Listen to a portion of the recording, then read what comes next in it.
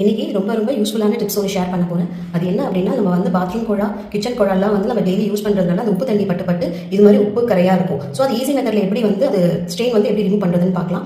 நம்ம வீட்டில் juice lemon rice பண்ணும்போது அந்த சார்லாம் எடுத்ததுக்கப்புறம் இந்த தோல் வந்து நம்ம தூக்கி போட்டுருவோம். அந்த தோல் தூக்கி போடாமல் இது மாதிரி இந்த லெமனை வந்து இது மாதிரி திருப்பிக்கோங்க. நல்லா இப்படி திருப்பிட்டு இந்த குழால வந்து எல்லா இடத்துலையும் படுற மாதிரி நல்லா தேய்ச்சிட்டு ஒரு 5 நிமிஷம் கழிச்சு நீங்கள் வந்து தண்ணி போட்டு வாஷ் பண்ணி குழா உப்பு கரை இல்லாமல் ஷைனிங்காக இருக்கும், புது குழா மாதிரி.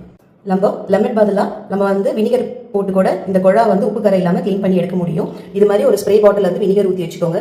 அதுக்கப்புறமா இந்த குழால பட்ட மாதிரி எல்லா இடத்துலையும் இந்த வினிகர் வந்து நல்லா ஸ்ப்ரே பண்ணிட்டு ஒரு 5 to 10 minutes வந்து இந்த குழா வந்து டிஸ்டர்ப் பண்ணாதீங்க. இப்போ 10 minutes ஆயிடுச்சு வினிகர் ஸ்ப்ரே பண்ணிட்டு அதுக்கப்புறமா இது மாதிரி ட்ரை கிளாத் எடுத்து எல்லா இடத்துலையும் இது மாதிரி நீங்கள் தொடச்சி எடுத்துட்டீங்கன்னா உங்களுக்கு கம்ப்ளீட்டாக அந்த உப்பு கரை எல்லாமே வந்துடும். அதுக்கப்புறமா நீங்கள் வந்து கொஞ்சமாக வந்து கோகனட் ஆயில் வந்து கையில் இது மாதிரி அப்ளை பண்ணிவிட்டு குழாயில் வந்து எல்லா இடத்துலையும் படுற மாதிரி நீங்கள் வந்து அப்ளை பண்ணிட்டீங்கன்னா உங்களுக்கு 2வது டைம் வந்து உப்பு தண்ணி பட்டா கூட உங்களுக்கு வந்து அதில் வந்து தண்ணி பட்டா கூட அந்த உப்பு கரை படாமல் இருக்கும் உங்களுக்கு. ஸோ உங்களுக்கு லைவ் டெமோ காட்டியிருக்கேன்.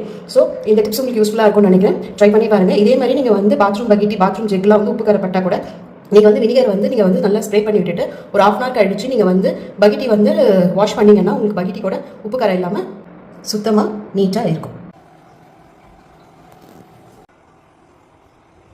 15 days ஒன்ஸ் இது மாதிரி நீங்கள் குழா இது மாதிரி வினிகரும் லெமன் போட்டு க்ளீன் பண்ணிங்கன்னா உங்களுக்கு எப்போவுமே குழா வந்து புது குழா மாதிரியே இருக்கும். எந்த உப்பு கரை படாமல் ஷைனிங்காகவும்